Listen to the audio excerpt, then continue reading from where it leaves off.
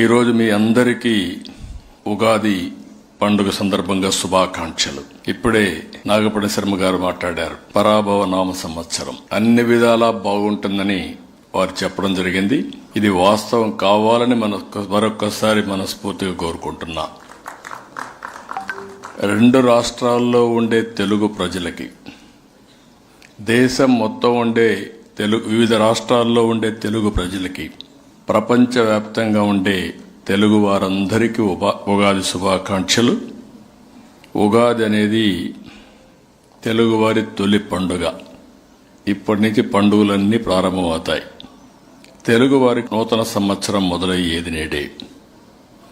అయితే మన ప్రత్యేకత మనం చూస్తే ఉగాది పచ్చడి మన జీవితాన్ని ప్రతిబింబిస్తుంది. ఉగాది పచ్చడిలో ఇప్పుడే అందరూ సేవించాం, అది మన ఆచారం.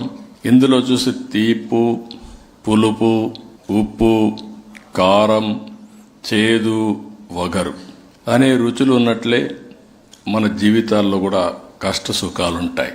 కొంతమంది ఎక్కువ కష్టాలు తెచ్చుకుంటాం, కొంతమంది బ్యాలెన్స్గా ఉంటే కష్టాలను అధిగమించే శక్తి కూడా మనకుందని చెప్పి కూడా నేను మీకు తెలియజేస్తున్నా.